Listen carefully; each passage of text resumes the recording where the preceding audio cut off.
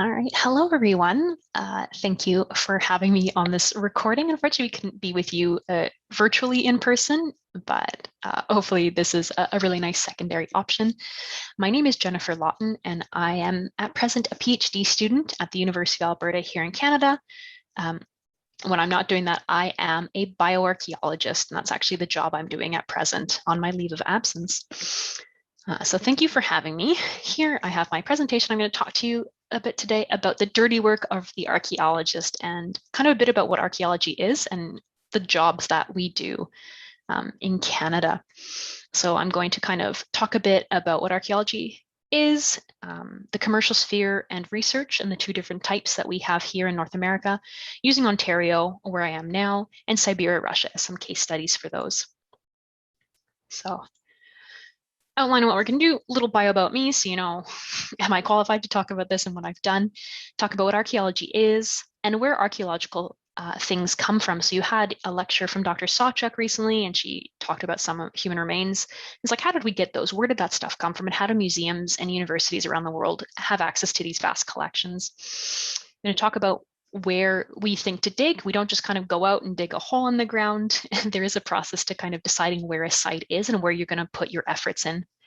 Talk a bit about the dangers and the not so fun parts of archaeology, followed by our two case studies. So CRM, which is kind of that business archaeology, and then research. And these take place in Canada and Russia, which are my two case studies for you. And we'll sum it all up at the end about why this matters and why we should care about archaeology for itself as a discipline, as well as in the greater holistic sphere of anthropology and kind of what it can tell us. Right, so quick little warning, there will be scattered throughout this presentation images of human skeletal remains. So I just ask that as you're watching this, as you're thinking about these things, is to be respectful about those. They were people once upon a time. If you feel the need to stop paying attention whenever one pops up on the screen, by all means, go ahead. We want to be sensitive about the material for both the living and the dead. So about me, I completed my bachelor's degree here in Canada in archaeology and Mediterranean studies. I focused on the Near East and modern day kind of Israel, Jordan, and Iraq in the Middle East, as well as doing languages because I wanted to study everything. Took some time off to work and then came back to school to complete a master's degree in forensic archaeology and anthropology. I did that in the UK, thinking I'm going to work with the police, I'm going to solve murders and crimes. And then when I moved back to Canada, I got a job doing something completely different. And then eventually decided to come back to school again to start my PhD in anthropology, again with that specialization of biological or physical anthropology, which is human remains, even though I'm holding a horse skull in that picture on the upper right. I'm a member of the Baikal Archaeology Project, which works in and around Lake Baikal in Siberia, Russia, and I'll be focusing on a Neolithic Bronze Age hunter-gatherer cemetery and the skeletons from that cemetery in the small hamlet of Verkholensk, which is kind of in the middle of Siberia, if you were to look at a map. And at present, I'm on a leave of absence from school because Corona. And so I'm actually working again as a physical anthropology assistant at the Canadian Museum of History, where I'm helping with the review and photography and osteological data collection of the materials that they have there in advance of eventual repatriation of those remains to their respective groups. So onwards, archaeology. I can't speak about Southeast Asia or the Philippines, but at least North America, when you say to someone you study archaeology, the main thing they think is this. They think dinosaurs. They think you're digging in the dirt, you're finding T-Rexes and Stegosauruses. And I'm sorry to tell you, that is not what archaeology is whatsoever. This is a different field called paleontology. However, for fun, it's interesting to note that actually in Alberta, where I go to school, we do actually have dinosaurs in the ground. So it's some, you know, it makes it fun to talk about. So once you say you don't dig dinosaurs, the next thing people tend to think in North America is, you must be Indiana Jones. I hope some of you have seen this movie. Otherwise, this reference makes no sense to you. But Indiana Jones movie series where he goes around hunting treasure to put it in a museum, etc. And that is not what archaeology is either. It's not that high paced. Sometimes it can be that dangerous, depending on where you work and what you're studying. But realistically, archaeology looks a bit more like this. It's a bunch of people sitting in a field, digging holes in the ground, and following various methods and technologies and things. So that's basically what it is at the core. And it's using these methods and practices that we've learned about to teach and discover things about the past and the people who were here before us and the things they left behind. So this is just an example of my field team when I was able to go in the field a couple of years ago. Well, fun little lecture school bit here. Archaeology comes from the Greek for archeos and logos, which literally means the study of the science or theory of ancient things. So we're studying anything that came before us. Typically, if something's been within the last 50 to 100 years, that tends to fall under forensics, especially if we're looking at remains of people. If it's older than 50 to 100 years, that's when we tend to consider it archaeology. And that's going to depend on the continent you live, the country you're in, even the region of a country you're in, and different places will have different definitions of what it means to be ancient. So it's the study of the human past through material remains. And so these material remains are tangible physical things that we can see and touch. And we discover these through destructive excavations of various sizes. So these can be small little test pits, they can be small singular units to full excavations. A lot of people also tend to do chemical studies either on artifacts. You can see I've got a whole bunch up in the corner here. Some of them are small, some of them are large, because again, it's destructive. Sometimes you accidentally break things while you're digging. You can see down here, I'm in a 2 by 1 meter unit. So again, the thing about this being destructive is that all this dirt here, this was pristine at one point. Someone had a thing there. And as we dig through, we're removing it layer by layer. But what that means is every time we remove a layer, we are destroying it effectively. Even if I put all that dirt back in that hole, it will never be the same as when it was there before my arrival. So we have to be very careful during archaeology to properly record things and take pictures so we know where things came from, because we can't go back. We can't hit the redo button. If we messed up, if we forgot something, if we didn't put something down, it's gone forever. So archaeology is inherently a destructive process. And so we do need to take care, because that giant hole, that giant little ditch I've dug there will never be the same after I've left. It turns out that ditch was actually a modern wire, a utility line, so it had nothing to do. So someone destroyed that unit before I even got there.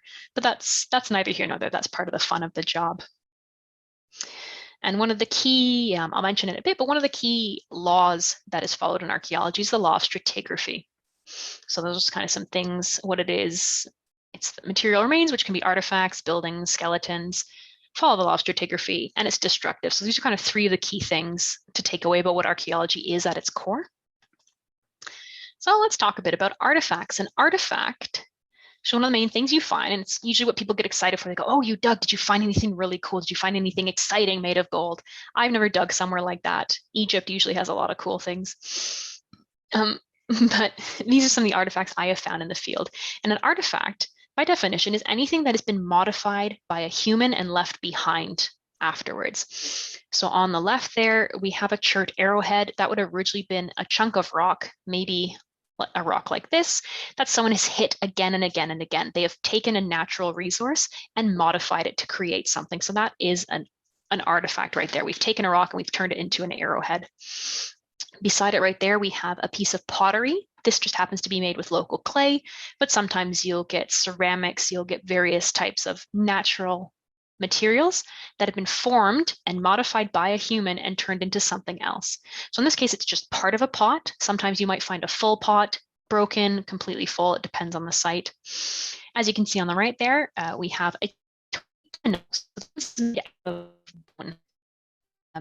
the key things that's interesting with artifacts is they don't just tell us about what items people had. It's not just that, oh, we know they had the game of dominoes. Oh, we know they had cooking vessels made out of pottery that they could use. But it allows us to understand those populations even better. Because as I said with this game piece, it's a bone game piece. However, if that were made from ivory, we can now start to talk about trade networks, because Southern Ontario does not have any ivory. There's no elephants, there's no narwhal. So that's a material, a raw material that had to be brought in from somewhere else, whether from Northern Canada, whether from a different country. And so this might just seem like a simple game piece, a little artifact with, you know, a 3x3 domino. But this can actually tell us a lot about the trade networks and the international relations that were held by the people who occupied that site. So that's one of the interesting things with artifacts is it's not just the things, but it can all tell us so much more in the grand scheme of human history that we don't necessarily have physical evidence for, depending how far back you go in time. Another thing is art. Sometimes people tend to forget about art, but it can be considered an artifact as it's also something that's left behind that's been modified by a past population. On the left, we have a British medieval stained glass window from a church. And what this is showing us is methods and the implements used in writing from that medieval period. So we can see there's some form of paper, some form of parchment. This individual is using a compass. So it's kind of telling you the technologies they had, not just in their writing, but also in the development of this piece as a work of art. We know that they had multicolored glass, which can help you date, because if you go to the Roman period in Britain, glass is only clear, whereas here we easily have a dozen different colors. It's going to tell us something about the technological advances of that group of people, if you had something that complete in that whole. On the right, we have a painting, and paintings as an artifact can give us a wealth of information and insight into fashion, clothing, how people stood or gathered around each other. In this case, I'm replicating the art, but the way the person's standing, that's not how we stand anymore. And this is something where we'd never know how people moved around their daily lives because there's no physical evidence of that. But through this artwork, we can have an idea of how they might have moved, how they might have stood. And again, that's giving us another insight into what their life would have been like. And of course, buildings and structures. Buildings and structures tend to be the most obvious ones. If you're walking somewhere and you see a temple, you're walking somewhere and you see physical ruins of a wall. These are what people tend to think of a lot of the time with archaeology. And these are basically physical structures. Here I've got 3 examples of building and structures. On the far left, we have something called a feature. And a feature is anything that when you're digging that's kind of left behind. There's nothing there, but what this individual is digging, you can see this long line here, this would have been a wooden beam, either from a ceiling or a floor, that over time, it's decomposed and it's left a mark in the ground of where it was. So there's nothing physical or tangible there, but something was there. And by looking at this, we can kind of then see, okay, was there maybe a fire and the roof collapsed? And that's why that beam was there. Was that part of the floor? All these things can then tell us about forms of engineering, forms of architecture, how things were made, or what materials were used in building houses. On the upper right, we have an early Bronze Age burial box. Given the size, it's about a ½ meter by a meter. That would have been for an infant.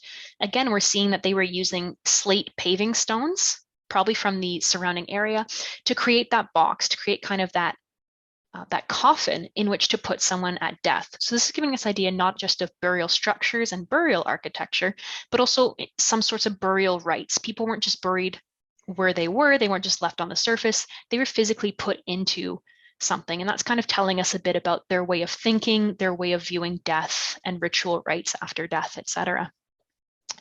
And then lastly, on the bottom right, we have a Tudor farmhouse from the 1500s in England. And this is obviously an example like this. It's beautiful because you can see you have got the beams, you can see the architecture. And from something like this too, you can look at how the house expanded over time. If you were to go inside, you'd see how they built it, with what they built. And all of this, just like with artifacts, can give us great insights into the population and how they worked and how they thought. I'll do a brief little thing here. I mentioned skeletons earlier. This is an example of an animal and a human skeleton found in situ. The one on the left is actually a coyote, and it's not a burial. So you might have thought maybe someone had this, it was a burial, maybe it's ritualistic, symbolic. But when we lifted the skeleton, there was actually a used bullet casing underneath the skull and a hole in the skull. So obviously what had happened is it was probably a farmer who shot it because it was on its property and just disposed of it in the woods. But again, this is telling us about how people viewed animals, possibly, whether there was animal rights, animal welfare, or just coyotes were harassing farmers. This is something that may not be in the history book, so giving us more advantage in that. And on the right, we have an early Bronze Age human burial. It's an adult male from the Russian site I was on a couple of years ago. And this again, too, is showing us how people were buried. Are their heads pointing north or south? Are their heads facing a body of water or away? This individual is also buried with a very rich suite of artifacts, of burial goods, which kind of tell us he was probably a more important, a more prominent individual in his community. So all of these are giving us these beautiful, intimate insights into the past that you don't get necessarily from reading history books. So that's kind of that first thing, is the artifacts. I also mentioned the law of stratigraphy. And so this is a very key thing, a concept in archaeology. It's borrowed from geology. But stratigraphy basically is the premise that layers of soil will form one on top of the other. And the further down you go through the ground, the further deeper you dig, the older and further back in time you will go. So you'll have your first deposit, and then over time you have a second one that's layered, et cetera, et cetera. So you can see on the right here, when we're digging, we'll actually dig through a layer and stop, record it, and then start through the next layer. So this little pit here, that's the one actually I was sitting in earlier in my presentation, has 8 different layers, and each one of those layers may be associated with a different period of time. This beautiful example I have here on the right was taken from a museum in Iceland. And basically this is a like 2-meter deep section of dirt. And every single one of these black lines that you can see is a volcanic eruption. And because Iceland has a very good historical written record, we can actually date all these different levels. So you can't see my number here, but this level up here, this is 1845, the eruption of a volcano. Down here, 1389. So this is 500 years of history. As we go down further, down here, this one's 934. And so if you were digging and you found these, it's helping you to date. So anything found here is going to be older than anything found up here. And so that's kind of how archaeology works.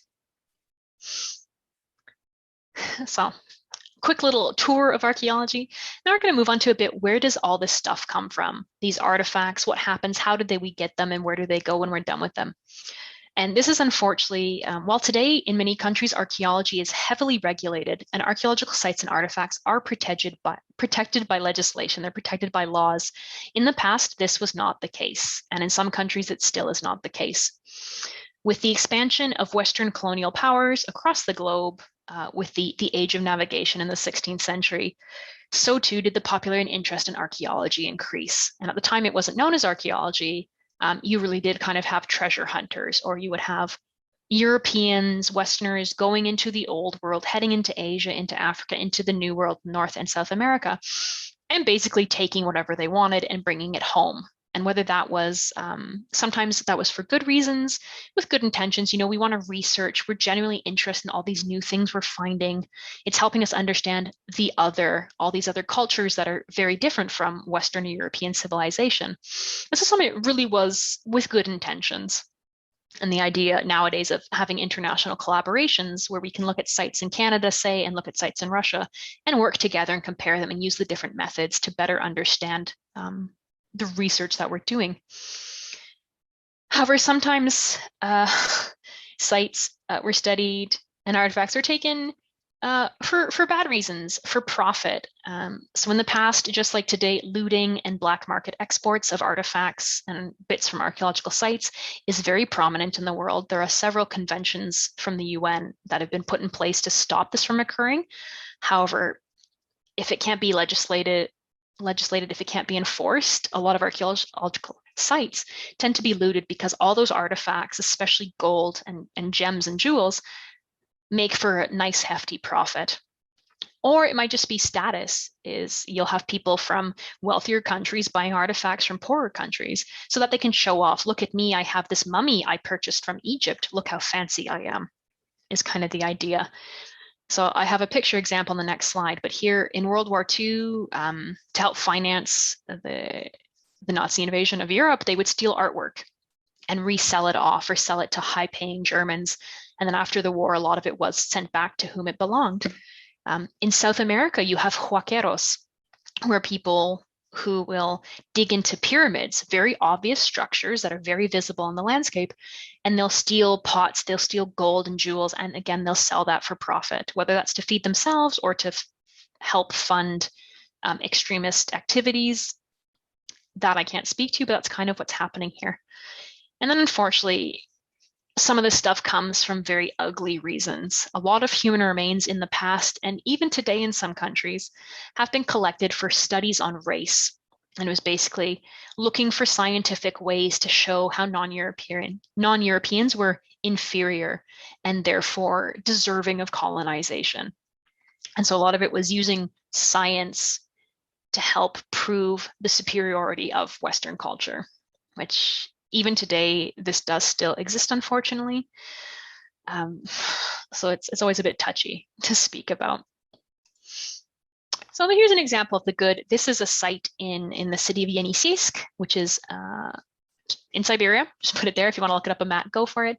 And this is where this street was going to be completely redone and repaved because of winter damage. And so research excavations were being held. The entire street was dug up, and a lot of these artifacts are now being safely stored in museums, and they've been protected by Russian legislation. So this is kind of a nice version of the good and what doing archaeological digs can and really should be now and going forward.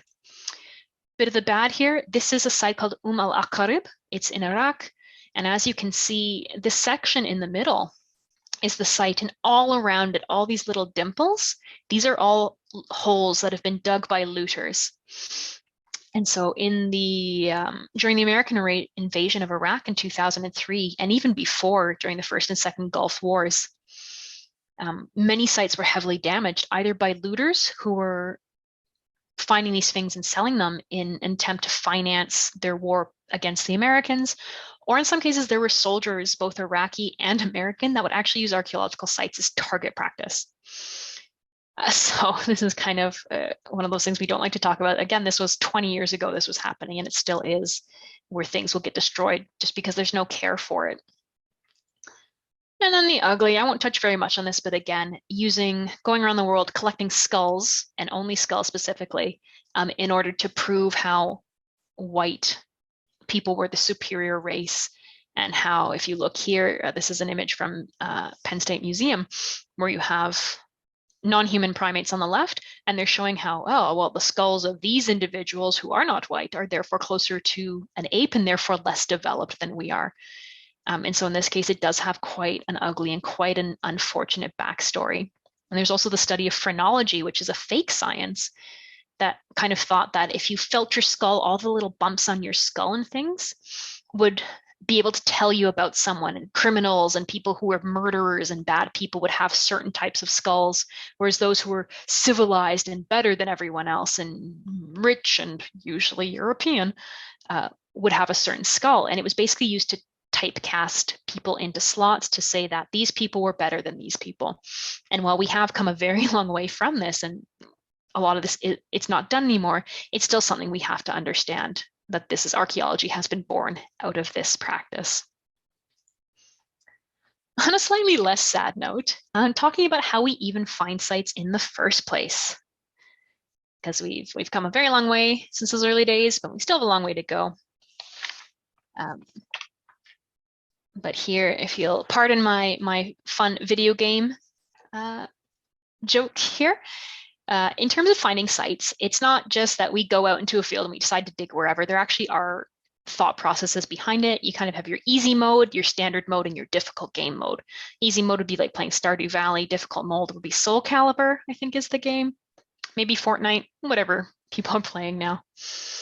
And so the easiest structures tend to be those that are visible structures. So kind of you find a building, you find a physical ruin of a castle or a temple, or you have oral histories where people will tell you, oh, I dug once on my site and I found these things. That's kind of easy. It's almost like cheating, it feels like. Standard mode is typical, using those oral histories, reading historical documents and looking at maps and saying, okay, we think a Roman villa used to be here, so let's go check it out. We have an idea of where something might be. If you have a knowledge of a group, so in Southern Ontario, a lot of the early Indigenous groups used to specifically create their villages on hills overlooking rivers. So if you have an area of a country that's flat, chances are there's not going to be something there, because we know this group did things a certain way. So we can already look for hills overlooking rivers. That's where we're likely to find a site. So it's having that knowledge of a culture, knowledge of a group. Sometimes we'll walk through the fields, we'll make lots of little test pits. And if we find something, then we know, haha, something's here. We can continue working from here. And sometimes you find things by accident. So if someone's digging in their garden and they come upon a mosaic, a Roman mosaic, or an artifact that they weren't expecting, and then they bring in an archaeologist who then goes, yes, there's a site here. So accidental discoveries are not as common, but they usually are pretty exciting because you're not expecting them. And then there's the difficult mode, and that's using more technical geosensing, geophysical techniques that need both training and expensive equipment. So you have your GPR, your ground penetrating radar, where radar waves are sent into the ground, they bounce back, and you have a machine that's reading if there's a disturbance. And if there is a disturbance, that's more likely to be a site or a grave or a structure than if there's no disturbance. Light detection and ranging, or LiDAR, uses infrared sensors that get sent from a plane, usually flying over an area of ground.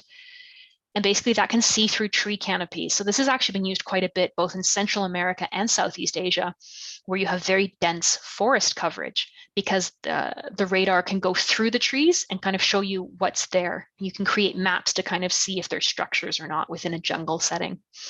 And then there's space archaeology, which sounds really exciting, but it's just using satellite images or things like Google Maps to then look over sites and see with the eye, and usually you do need to be trained to know what you're looking for, but to see in a vast amount of space if there is something there or not.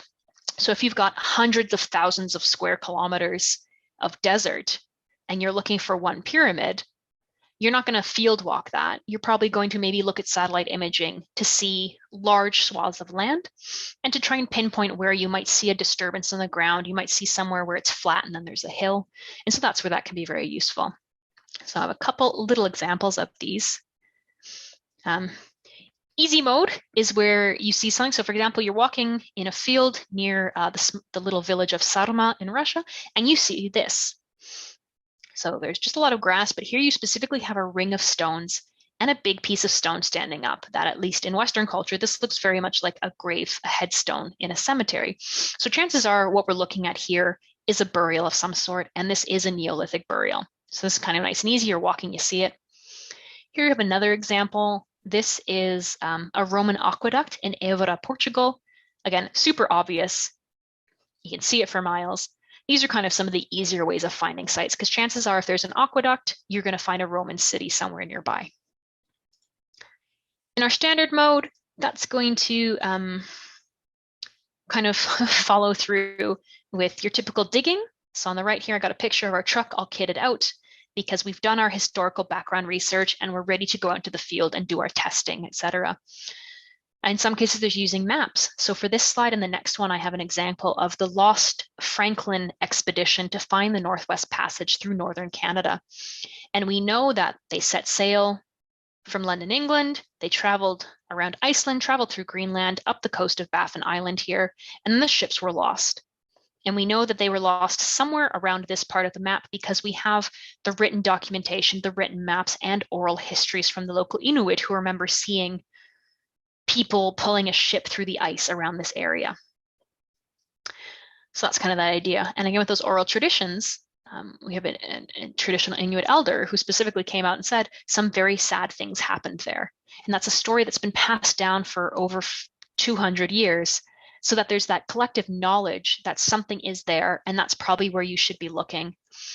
Canadian Arctic is really freaking big. It's easily the size as wide as China is wide, etc. So you wouldn't dig or you wouldn't search this entire area. It's massive. But if you have an idea that, oh, someone told me there's something here, the map tells me it's here, somewhere along this dotted line is where we should be looking. So that's kind of your standard mode, and then you go and you do your digging expeditions. In this case, in order to find this lost expedition, there's actually a very large amount of technical archaeology that was done. That's why I'm calling it difficult mode. And so there are two ships, the HMS Erebus and the HMS Terror, and we know that they were abandoned at the north tip of King William Island. In the 1848, we know the ships were there. They are not there today, and there is a very long search by Canadian Archaeological Parks Canada to find them. And so a lot of this was looking at ocean currents to see where a ship might have been blown off course, testing how the ice had moved over the years, talking to local Inuit to see what sort of knowledge they had about things they'd seen, things they'd noticed while out hunting, while living on the land. And then sonar was brought in. So you can see on the top right, we have a sonar image of one of those ships. I believe that's HMS Erebus. And basically that they succeeded in finding that by dragging a sonar box across the water and then back again and zigzagging back and forth across large swaths of Arctic water. So you can see here again on this image on the left, got our picture of Canada, this little box. King William Island is a very large island, similar to some of the islands in the Philippines. And so they did end up finding both ships by using these remote sensing techniques, in addition to Inuit oral histories. So you can kind of see on this bottom right here, we have a picture where if you'd happened to go over it in a boat, maybe you would have actually just seen it through the water. But to be able to find a 30-meter ship in hundreds and hundreds of square kilometers worth of water is like looking for a needle in a haystack. So this is kind of how we'd find these sites. And now once this site has been found, underwater archaeologists, so people who specialize in doing digs underwater using scuba diving gear, will then go in to bring back artifacts, to take notes, to take pictures and records of that ship before it eventually just is destroyed by virtue of the fact that it's in the water and it's 300 years old. That's some examples of how we find our sites. And when we're on our sites, there's a whole host of fun dangers. If you're working in the Arctic, getting really cold and freezing is obviously a danger. Some of the key ones we tend to have here in Canada, further south where it's a bit warmer, is obviously dirt. You're going to get covered in dirt all the time. Dirt's going to get everywhere. Dirt and hay and various things that might be in the dirt, so you might get sick from that. In the summer, it gets very hot in Canada, and we have very high humidity, which means that heat exhaustion, heat stress are very, very common things to occur. I've had heat stress twice where I was unable to come into work because I felt sick, I felt dizzy, and I just wanted to sleep all day. Cutting and scraping yourself is a given. We work with shovels, we work with trowels. It's very easy to accidentally kind of like whoop, to slip and hurt yourself. We usually work in difficult terrain, especially if you look on the left there. That pit I'm digging in is 50 centimeters deep. I have fallen into that before, and you can see I sprained my ankle. I personally have also developed tendinitis in both my wrists that actually make it very difficult now for me to dig. So these are kind of a lot of the common health concerns that you might have in archaeology. And the older you get, sometimes the worse these health conditions can become. There's also all the fauna, all the different animals, which depending on where you are in the world, these are going to be different to you. In Canada, our main ones tend to be bugs. We have ticks, which is this little guy in the upper right-hand corner. And here, ticks can carry things like Lyme disease and encephalitis, both of which have no cure, and they're nasty. They bite you and they don't let go. I've had several ticks, and luckily no disease from them, but they can be quite scary. And our mosquitoes here carry West Nile virus. However, if you are, say, working in sub-Saharan Africa, you're going to have dengue fever, yellow fever, malaria are all things you'd have to consider. We have our reptiles, so turtles and frogs and snakes. Luckily, Canada only has one venomous snake. You can see it here, the Massasauga rattler. But again, other countries are going to have things like black mambas, vipers, etc. If you don't like insects, then maybe this is not the job for you. And even turtles, even like simple wildlife can be difficult, because here you can see on the right, there's a picture of a turtle who got into the unit, and as he tried getting out of the unit, he actually destroyed the walls and made the unit collapse on itself. So that was a case of where it didn't harm anyone. It just meant that all the work we'd done, we had to redo because this turtle got in the way. But I think it's quite fun. And then as well in Canada, we have bears, which can be a concern, raccoons and skunks and mice, etc. They're just all things where some of them are dangerous and some are just an annoyance that you need to be careful of. And if the animals don't get you, the plants might get you.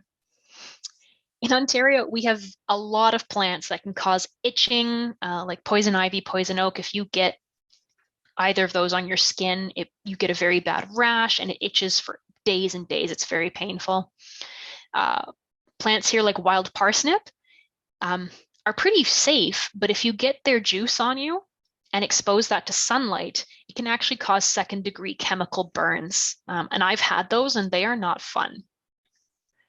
So again, the plant life can even be difficult. Giant hogweed in Ontario can cause blindness in people, and that tends to be on a lot of archaeological sites. Stinging nettles cause itching. But one of the ones that a couple years ago, before marijuana was legalized in Canada, was pot was a concern. There's one site I dug with my crew, you can see us on the left there, where we'd been through a field, we dug a lot of test pits, we left the site, we came back a week later to dig again to make bigger units there because we had found something, and someone had come and buried pot plants in our test pits. And so, of course, at that time, marijuana was illegal in Canada, and so we had to call the police to come because this was all evidence of criminal activity.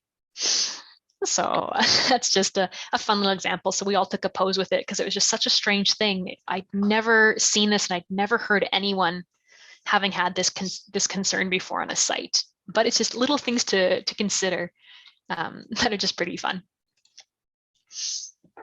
So in terms of the work, I've mentioned 2 case studies here. We have CRM and we have research.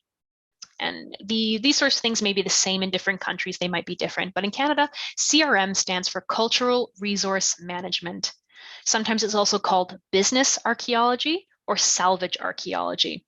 And what that means is it's remedial work that has to be done on a site before any form of building or construction can begin. And so if you are going to put up a new 30-story apartment building, you're going to make a highway wider, you need to dig down, like on the right here, to lay in new pipework. It's highly regulated in Ontario and in most of Canada that you must conduct some form of archaeological survey before that building can commence. It tends to be very fast-paced, heavily regulated, and as you can see, it has a lot more safety regulations. You must wear high-vis vests, steel-toed boots, hard hats, almost like a construction site, and the work tends to be slightly different, and the methods you use are going to be slightly different because you don't have all the time in the world to get this done. You maybe have 3 weeks to save as much of this site as you can before that building is going to be built or before that road is going to be put in. Research archaeology, on the other hand, is the stuff that people tend to think of, and it's what's done by universities, by museums, by cultural institutions in various parts of the world. It follows a specific research question and uses specific methods or practices that have been chosen by the researcher for that site. So, for example, with my research, I'm specifically working at a cemetery, Verkholensk. That's my site. It has a parameter. I can go more slowly. It's still regulated, but I'm trying to answer a specific question. I'm looking for specific things as opposed to just getting everything out of the ground I possibly can. And usually research is done when there's funding available. Archaeology can be expensive, or getting to the field, flying, car rentals, food and lodging can be quite pricey depending where you work. And so usually when you have funding, you'll go to the field to do your dig to get your research data. Whereas CRM tends to, a company will pay an archaeology firm to do that work prior to the building commencing. So it's part of their package. So CRM is a job. It can be full-time or part-time, whereas the research is more, you're getting grants and funding from a university, say, to go do your work. So when looking at CRM, specifically our case study is Ontario here in Canada. And there's actually 4 stages of CRM work in this province. The first is background research. So before anything's going to be done, a company says, hey, we want to put a high-rise up in this field. I need you to make sure there's nothing there. That request will come into an archaeological firm, and they will spend the time, the background research, looking at maps, looking at historical documents to see if there's a possibility of anything there, and if so, what? Are we looking at a historical site? Are we looking at a European site? Or are we looking at an Indigenous site where the Native Canadians, the Native Americans of Canada would have been before the arrival of Europeans? So once you've done that, usually you're always going to have a stage 2. And a stage 2 is kind of simpler and easier. You're going to do something called test pitting or field walking. Now, test pitting is exactly what it sounds like. You dig a little hole in the ground as deep as until you hit the sterile subsoil. Usually that's 30 to 40 centimeters deep. And if you find something, you make note of it and you move on to the next stage. And if you find nothing, you move on to the next test pit and you dig test pits as much as you need to fill a field. And if you find nothing, then that's where it ends. You can tell that company, go ahead, build your building. And that's all she wrote. If you find something, then you move on. Field walking is the similar premise. except you're walking in a field. This sounds very obvious. The difference, though, between doing a test pit versus a field is that the field walking is typically done in farmers' fields where the land has been plowed. It's been turned over, so there's no grass cover, there's no crop in the field, and you basically walk along, usually 5 people spread out in a line, and every time you find an artifact, you find something that looks like it was made by a human, you'd put one of these little flags. So you can see this field is absolutely coated with these flags because we did find an indigenous campsite, ended up being there, and we ended up going back there afterwards because we had to do more. Because obviously there's a site here. By law, you cannot destroy it until the archaeology's been done. So after our stage 2, so this is a field where you would test pit unless the farmer came with a plow and tilled the soil, and then you would walk this, because this is a very big field. If you test pitted this, it would take you weeks. So again, depending on the timeline,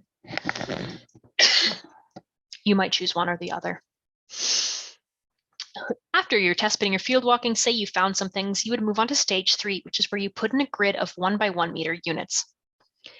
These units, as you can see, if it's rained, they get full of water. It's another hazard with doing archaeology. It's getting very dirty.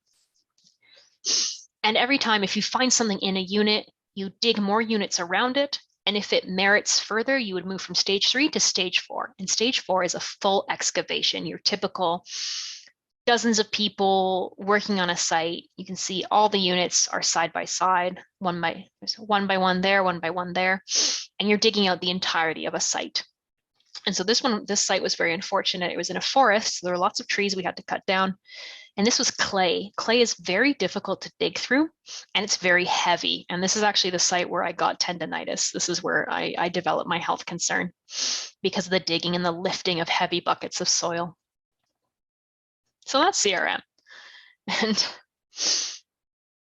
it's sometimes the worst part of CRM is that it's a lot of work, a lot of physical labor, and sometimes you find absolutely nothing, which can be a bit soul crushing when you put so much effort into it.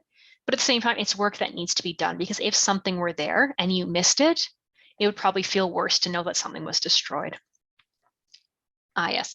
So an additional little CRM case study here is the cornfield. And anyone who worked on the site, this is all you'd have to say, and we all know exactly what we mean. So this started as a stage 2. We walked this field, and when we started, the corn was up to our knees. And it actually wasn't that bad. We just walked. We found a couple interesting things and a couple important artifacts, like this chert biface on the right. Finding something like this on Ontario, you automatically move into the next stage up because it is that important. It's very diagnostic of this means an indigenous site, period, end of story. So we started when the corn was pretty low. We moved on to the stage 3. This eventually did become a stage 4. I didn't work on it at that point. We started when the corn was knee-high, and when we finished, the corn was way over our heads. So that just made it a bit difficult. It trapped the heat, which made it a very hot environment to live on. But as you can see, this picture on the left here was the original map of the site. And every 5 meters, we would put in a 1 by 1 meter grid to cover the site to make sure we could find the extents. So that, say this had been a building, we would know how far the building went. And these bits here where there are more units are pretty much areas where we had to intensify because we found things that were important. And so the extent of the site really was here and over here. Everything else was pretty empty. But at least we know, hey, we've gotten everything out of here we need to. The site we've saved the history, basically. So moving from CRM into the research archaeology, we're now going to go halfway around the world to Russia, to the early Bronze Age cemetery site of Huzhernughe 6 and Tuakhane 9. So this image you have here, we're about 90 meters up from Lake Baikal, which is the deepest freshwater lake in the world. And what we have here is an early Bronze Age cemetery site that was used 6,000 years ago to 3,000 years ago for people to bury their dead. And right in the foreground here, we have a 3.5 by 4.5 meter burial. It's one of the first ones I ever dug. And this is going to be kind of the start of our next little case study here. I'm going to walk you through how a research archaeology might occur. So conveniently for us, work had been done on the site previously. So this was kind of half easy mode, half standard. So we knew there were going to be burials here. But basically, it was a case of what are we looking for? So right here, As you can see, there's kind of this flattish area of rocks that kind of seem to be in a circular shape. This is what you'd be looking for. You would walk across this grassy hill, and anything like this is likely to be a grave. If they were standing up, not as much, but flat like this, it's going to be the cover of what was a grave at one point. So once you've done that, you're going to lay in your grid. You're going to lay in the boundaries and the edges of that unit, and that's basically going to be your little site. So the whole thing is a site, and then this is a subsample of that. So each grave was given its own number within the overall site. So once a likely grave is found, you put in the grid using your measuring tapes, and then you move on to removing the grass. So you take off the grassy layer, the sod layer, until you get down to that first covering or that first layer. Again, that's stratigraphy. We've gone from the modern down to the next one. And so see here, we've basically done it and pulled away all the grass, so we just have the dirt and the stones visible. Every layer that is exposed must be meticulously drawn.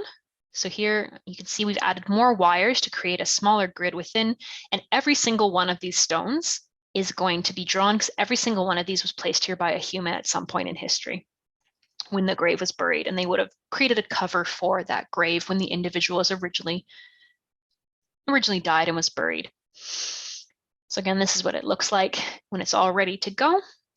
And here we have a close-up of that drawing. So kind of looking here, this rock in the foreground, this one here, we have a couple little up in the top left corner, that's over there. And so you were drawing this almost centimeter by centimeter to ensure that we have that image both drawn and photographed, so that if we need to go back because we missed something or we realized something exciting, we have all these recordings. Because as I said at the start, this is a destructive process. Once these stones are removed, they will never go back to how they were.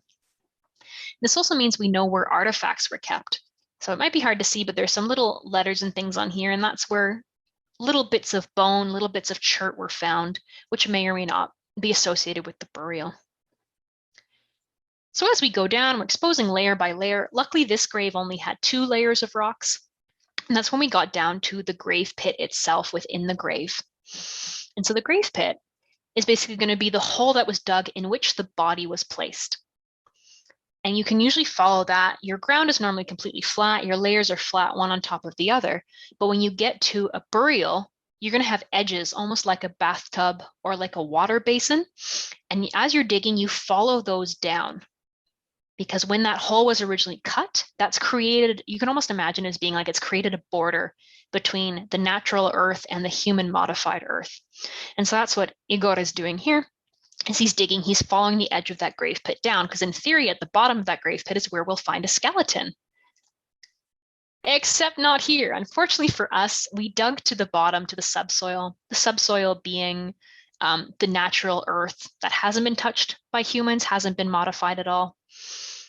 And unfortunately for us, in this case, the body that had been here 4,000 years ago has just over time dissolved. It's disintegrated, it's decomposed, so there is nothing there. But this is kind of what you're looking at. We started, it was actually about 40 centimeters down from the top. Layer by layer, we excavated, took our pictures, made our recordings until we got to the final grave pit here, where unfortunately for us, no skeleton, but we moved on to the next grave. And so unfortunately for us, we dug 5 graves at Hujernugge, all this size, all this depth, and found absolutely no skeletons and no grave goods, which again, it's not about finding things, but it is always very nice and it's more exciting. So we left Hujernugge and we moved to a second early Bronze Age site further down the lake called Tuahane 9. As you can see here, we're very close to the lake here, and we had 4 different units that we opened. And luckily for us, in these 4 units, we did find some things. And that's just exciting for me personally, because this was the first time I had dug a human skeleton. I had done plenty of archaeology before this, but this was my first cemetery. So for someone who studies physical anthropology, this was a very exciting moment. So similar thing, we walked along the grass.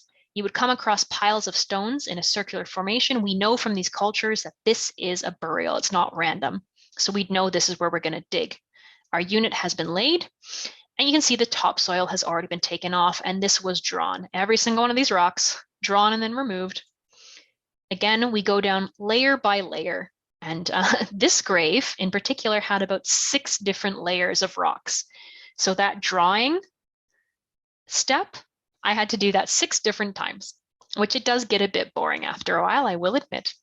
But in the end, it was all worth it.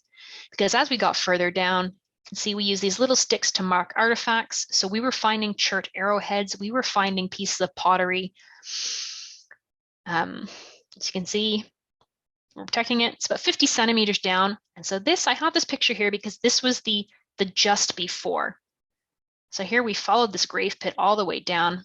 This extra little bit to the side was actually created by a gopher. So this was an animal that had dug part of the grave on our behalf. But here this is exciting because we finally got down to the level of the actual grave here. So what you're seeing here is the top of a skull with some of these are nephrite or jade rings, which we know are typically associated with burials. So as soon as I uncovered one of these, I started to get excited because this tells me from what I know historically that there's going to be someone buried here. And of course, took my brush, excavated a little more off the top, and came across the skull of this individual. And I'm going to be honest with you, I almost cried. I was so excited. I yelled out to my teammates, "Cherep, cherep," which is the Russian word for skull. And it was such a moment. And not just because I was excited to dig my first skeleton, but it's also exciting. And it's something where I feel quite a bit of honor and privilege because this is the first time someone has seen this person in over 4,000 years. And it really is an honor to be that person to first kind of be introduced anew to someone who lived that long ago. And that's kind of one of the things I really love about this because you never know who you're going to meet. I know it seems odd because they're dead, but that's kind of really how I see it, and getting to know them and take care of them. And we've disturbed them from the grave, and that's a moral, ethical concern for another day. But at least knowing that I'm now to take care of this individual, and this actually was a 10 to 12-year-old child, which for me, having nieces and nephews and friends who have kids, made it that much more special for me. It's kind of making sure I was taking care of them, that they were safe. So after you've kind of exposed your skeleton, you've taken pictures of your skeleton, you've drawn your skeleton, you've taken all that beautiful recording, because again, as soon as you move that skeleton, it's never the same. And unfortunately for us, it rained very heavily after we exposed the skull. And when it came to actually exhuming and removing the skeleton from the grave, it did not come out very well. This was not me. I did not go in there and smash that skull. But kind of what happened was it was so delicate and it had obviously broken over time, and the rain made it worse. So as you can see, I have a little dustpan here and I'm putting parts of the skull inside it, various bits and pieces that as a physical anthropologist, I know what part of the skull this is. But for someone who didn't, they'd at least know this is bone. I should keep this. So basically this is what, so again, we'll go back. That skull, that beautiful skull there, became this pile of dirty bone in a dustbin, but that got cleaned very carefully, very delicately, and then labeled and checked to make sure what pieces were there. Any parts that could be put together, either with glue or tape, could be put together. And then they tend to be put in bags and labeled so that they have the site name, the year, which grave it was, and what you're probably looking at. So this is kind of how it ends up in the end. Sometimes it's paper bags. And that's the same thing for artifacts too. So one of those nephrite rings I showed you is here in the upper left-hand corner. That's going to be labeled, again, with the grave, the artifact number, etc., heavily recorded, so we know exactly where this ring came from in the burial. Was it on the skull? Was it by the knees? Which level was it? And then it's all written up and left in boxes, paper bags and boxes. So all the information you need to know about an artifact is here on this paper bag. So that if or when someone wants to look, say, at nephrite rings or stone tools, they can then access that quite easily from a database. And in the end, it's all taken back to the university or the institution who's in charge of that research. And depending on where you are in the world, left in shelving units, left in boxes, put out on tables, it's going to depend on where you are. So all this, kind of coming into our final portion here, all this is useful when it comes to graves in my own personal work as a bioarchaeologist, a biological anthropologist, is what I want to do is when we have skeletal remains like this, whether it's a whole skeleton or just a skull, is we want to create this osteobiography, which is basically like a a biography of this skeleton. And from a skeleton, I am trained to know, am I looking at an animal or human bone? How many am I looking at? In this grave, there's only one skull. So the minimum number of individuals is going to be one, because every human only has one skull. If there are two skulls, then my MNI would be two, because, two skulls, two people. I want to look at what the biological sex, are we looking at a male or female, or we can't tell. And at this age, you can't tell, so this individual would just be unknown. We want to know how old they were when they died. Again, I showed you earlier there was an older man, probably 40 to 50. This individual was 10 to 12 years old at death. If able to, we want to kind of assess how tall they might have been.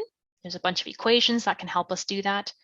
What their ancestry was. This is a bit iffy, and going this far back, it doesn't necessarily help us anymore, but in forensics, it's quite useful, because if you find a body in a lake and all you have is a skull, you maybe want to know, am I looking at an African Canadian, a European Canadian, an Indian Canadian, etc. So it can kind of help you with identifying. And then we want to know things about their health. So with this particular individual, this is the top of the right eye socket. So just above your eyeball on the skull, you can see there's some, it's mostly flat, and then you have these ridges and these dips in here. This is actually a pathology. So this is something that tells me that this individual likely was not getting enough iron. They maybe had some form of anemia or weren't as well nourished as they needed to be. So we want to kind of look at the health, and if the people we're digging out from these cemeteries, how sick they were possibly, and what that can tell us about overall health of a population. Yeah. And so these sorts of questions in this osteobiography is what's going to be the foundation of my work working at Wierchelensk, which as a site, we know where this site was because it's somewhere in this purple box. I don't 100% know because I haven't been there yet. But people know that there was a Neolithic Bronze Age cemetery here because this village was created on the banks of the Lena River. And when people were gardening, people were digging and building their homes, they were digging up skeletons. And so that's that case of kind of that easy mode. That standard mode is where if you find a skeleton in your garden, chances are you're probably on a cemetery of some sort. So that's how we know this site is here. We don't know the full extent of the site, but that is where hopefully in the coming years when we're allowed to do travel and research, we'll be able to go back and actually fully excavate this site to make sure that no more graves are going to be disturbed and that nothing else is going to get damaged or lost. And what I hope to do with the skeletons that come out of Wierchelensk is to look at activity and mobility. So the activities people were doing and what that means about the culture they lived in. So one way of doing this is to look at muscle attachment areas. So the parts on the bone where your muscles are going to attach to see what muscles people were using more commonly, and then what those muscles are associated with. So for example, people who tend to have large chest and arm muscles are more likely to have been using their upper shoulders, either for rowing, for using a canoe, etc. Or if they were using their leg muscles more, that suggests of someone who's doing a lot of walking, a lot of movement over the terrain, which may be more indicative of someone who's hunting as opposed to gathering or working within a site versus going out on log haul exploration. I also hope to look at joint degeneration as evidence for the heavy use of limbs. So on the bottom here, I have a femur, so towards your knee, towards your elbow, and towards your knee again.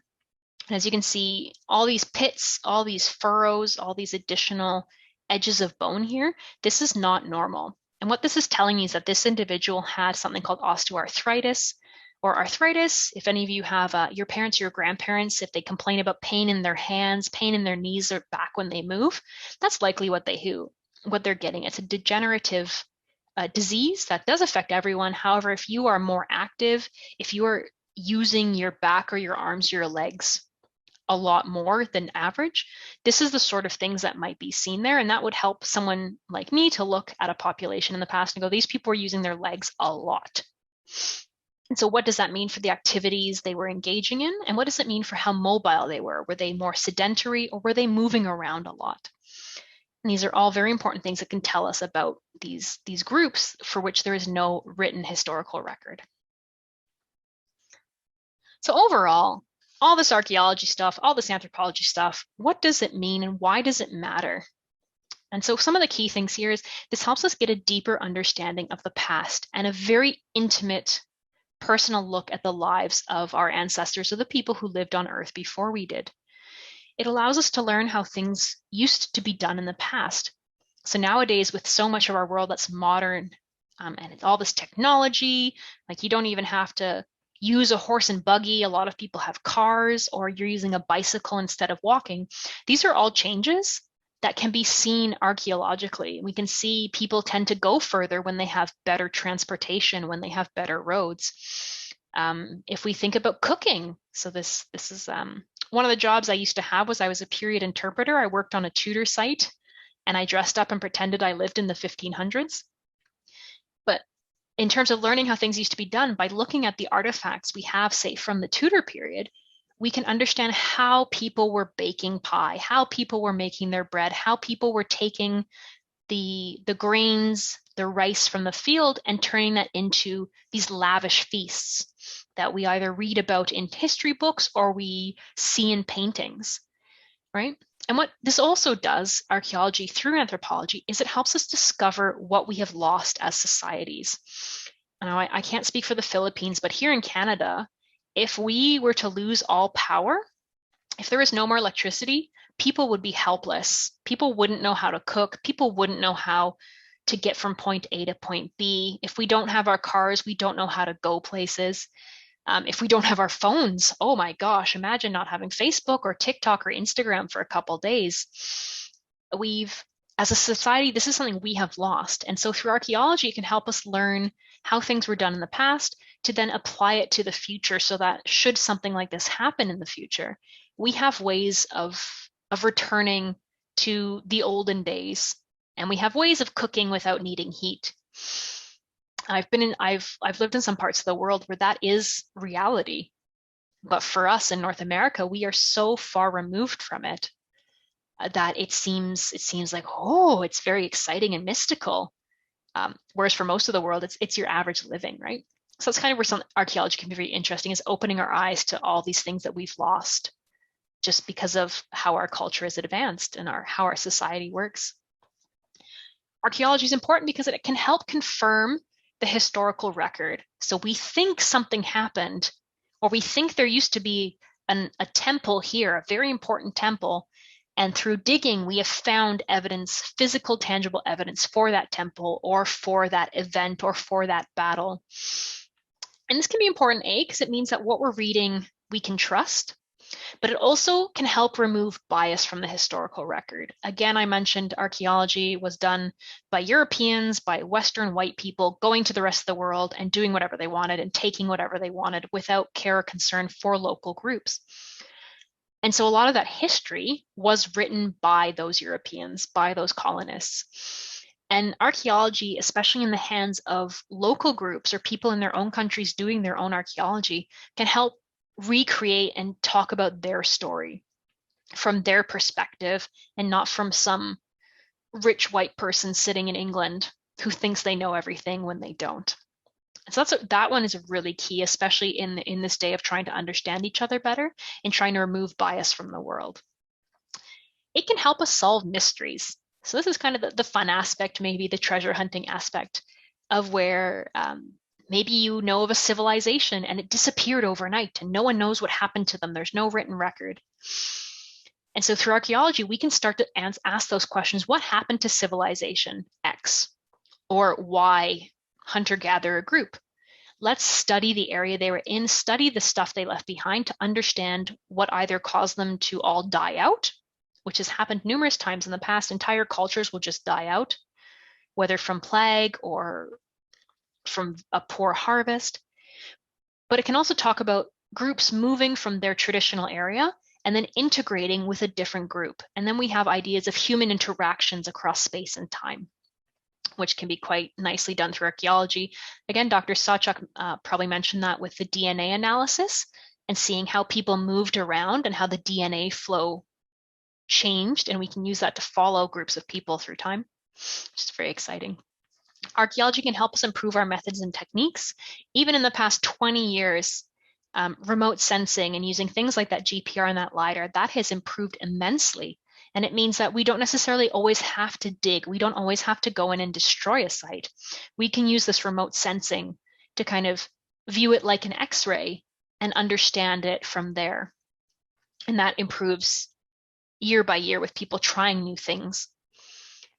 Archaeology helps encourage and engage local communities. There's a lot of community archaeology, especially being done here in Canada, with getting Indigenous groups involved in the archaeology on their own lands and for their own people. And this not only can help with ties to the land, but it increases the desire to safeguard sites and to take care of museums.